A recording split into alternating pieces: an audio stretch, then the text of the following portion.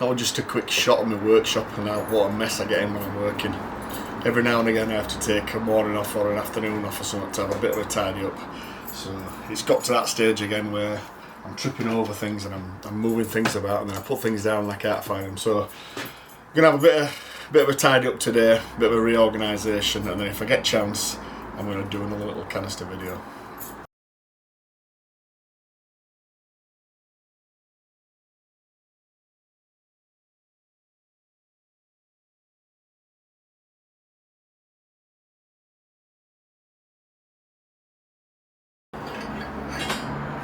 These are all my scrap pieces of canister. I don't throw any of them away because even the little bits might come for some at some point. So this bench I put in last year when I was refurbing the place, and I built it so that I could lift it up like that. So I could get to the stuff that were underneath. But to be honest, I've never lifted it up, ever. I had a load of stuff on top of it. So I just cleared that so I could show you. Yeah, I thought it'd come in really handy, but never used it. So I've got all my canisters down that side. I'm actually going to put them on that worktop now, around that corner. Around there, and they're out of way. That's better, I prefer them there. There's about 120, 130 there. So there, that's on wheels, that can go anywhere in the workshop. My main workbench, I normally keep this in the middle. Again, that's on wheels, that can go anywhere I want it to go.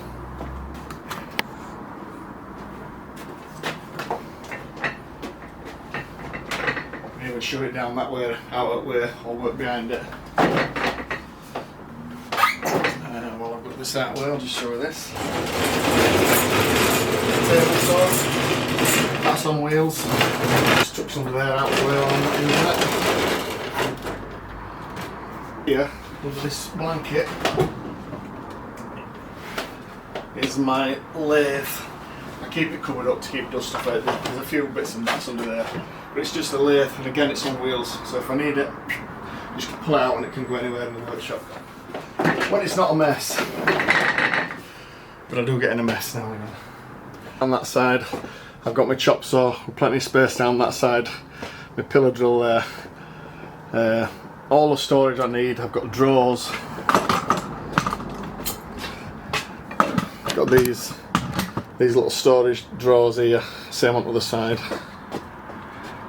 got loads of storage there, and then through this door, through here, that's my wood store. I won't go in there because it's a bit dark. I've got a light in there, but I won't put it on. But do you know, I feel so much better. It's took me about 4 hours, but I feel so much better once I've tidied my workshop. I feel ready to start again and do another project. Anyway, you've seen a million workshop tours, so that one's mine. Let's make some. So, as you've just seen, I've put all my scrap into this box because I don't like getting rid of it, but I do like using it up. You know, when it's almost past its usefulness, I think, oh no, I can make something else. So I've had another idea about how to use a bit of this scrap. I think that'll come in really handy. That's just what, half a tube with a top and bottom to taken off. And then I was just looking for another little,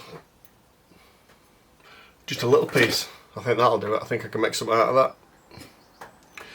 Right, let's crack on. I'm going to use my little mini metal lathe today. A couple of reasons. I don't often use it, so it's nice if I think of something that I can do on it to get it out. And I just think it'll be easier to flatten these edges down and get a cleaner polish on the inside and outside with a bit of sandpaper. You could do all this on the bandsaw or with a grinder. It's just, I'm just giving it a bit of an outing, my lathe, that's all.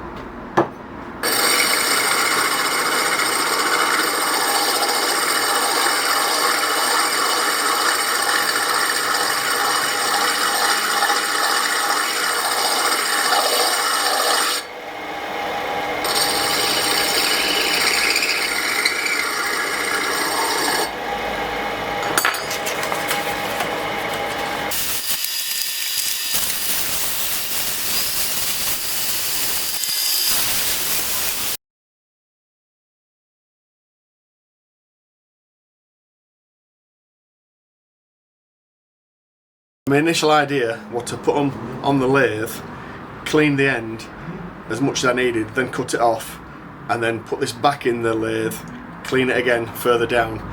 But I've just took that one off and I've put that in the lathe, and I can clamp that and clean them individually. So I can actually cut all four now and then clean them all up on the lathe.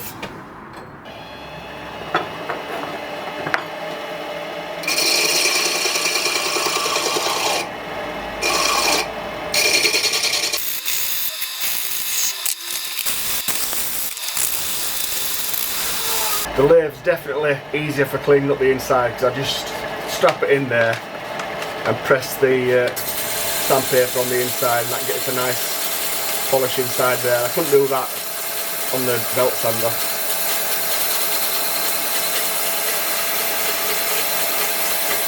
Trial and error, really. I also found when I first started cleaning those up, I was putting the sandpaper on top. But I quickly realised if you go from underneath and cup your hand, it's a lot easier doing it that way. But we're learning.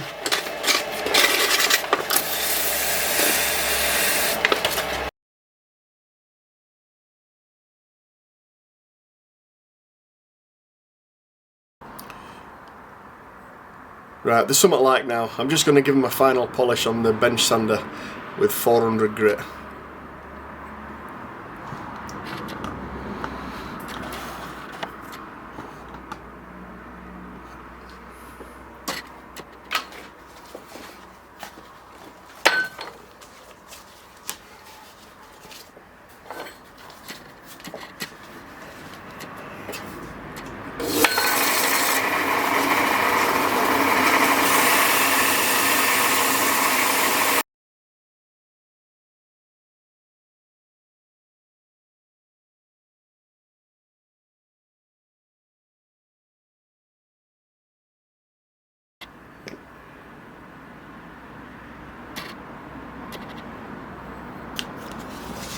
That'll do, I'm happy with that. 4 like that will be lovely. Right, all polished up, nice and clean. I'm going to try them now.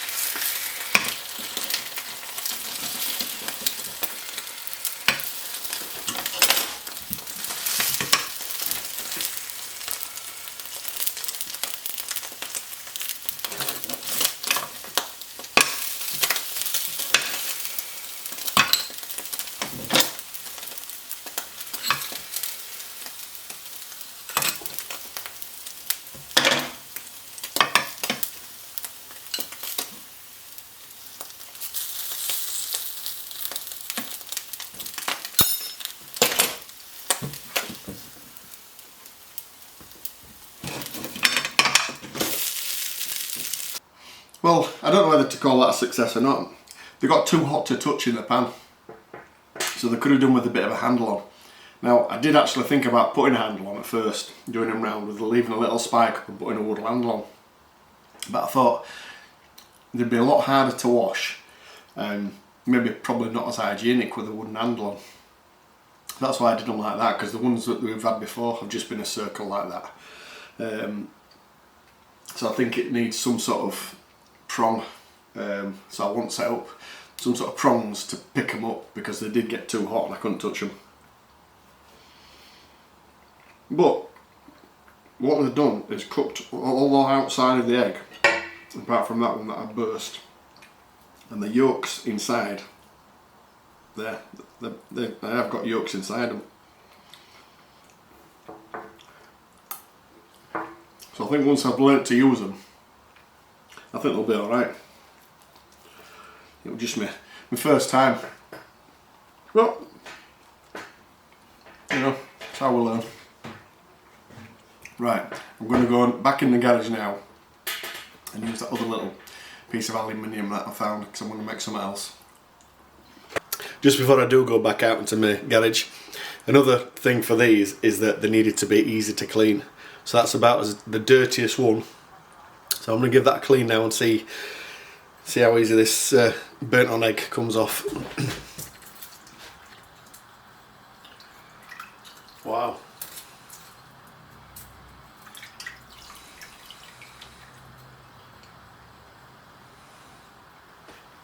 You see that? Literally just peeled off.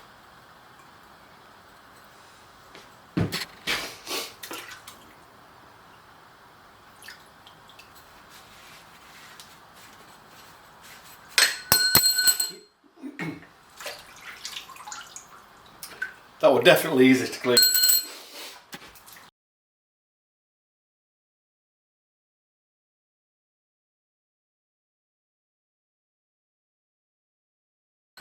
Yeah, I would say the cleaning capabilities are pretty good. I'm back outside, fed and watered. If you have any comments on them egg frying rings, I don't even know what they call them, fried egg rings maybe, I don't know, of how you think they can be improved or, you know, made better or whatever. I think sometimes it's important to show the failures as well as the successes. Well, not that it was a failure, the eggs didn't taste a failure, and until I've edited the video I don't really know how bad that looked. It felt bad, but I think what I'd done, I was trying to film it, butter my bread, cook the eggs at the same time. The rings were getting too hot so I couldn't touch them, so we're having to use them prongs to turn them over. So I think it might have looked worse than it actually was. But anyway, it's entertainment value, I suppose. Right, I'm gonna make something out of this now. Something nice and simple.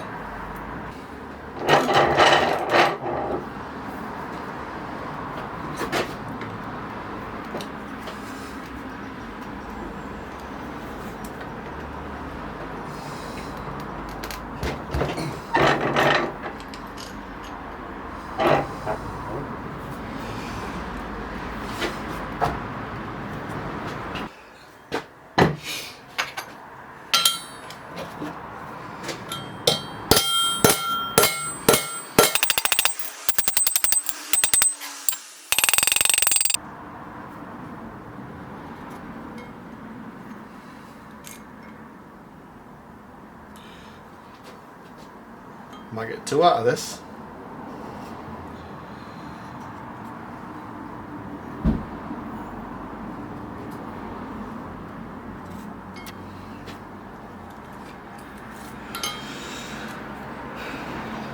I'm just being greedy. I'm making two. It's not as if I ain't got enough of this scrap aluminium, but yeah, I'll get two out of this just to see if I can really.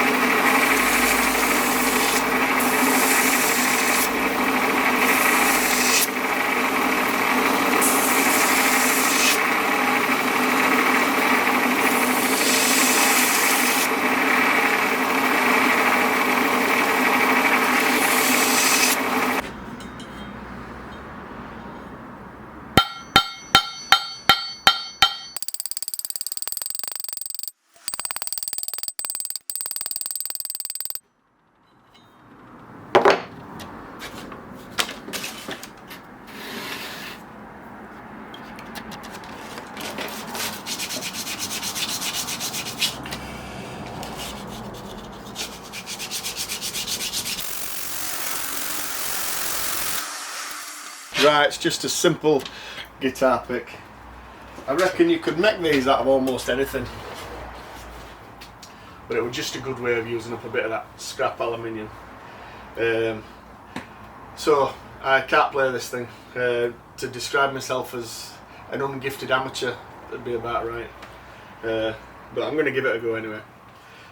So I knew we were going to make this guitar pick last night, so I thought some words to go with the Johnny Cash song that I thought that I had practiced. I learnt this one years ago, so I've been practicing it for half an hour, and I'll give it my best shot.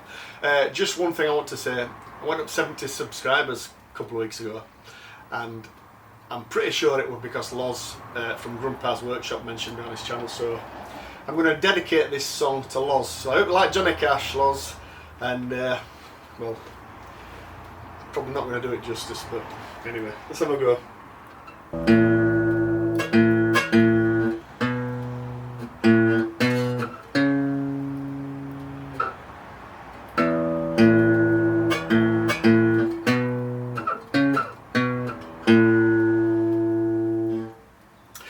This workshop is my place of sanctuary. There's nowhere on this earth I'd rather be.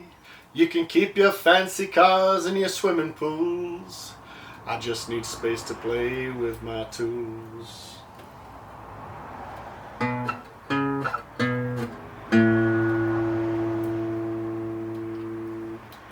Thanks for watching.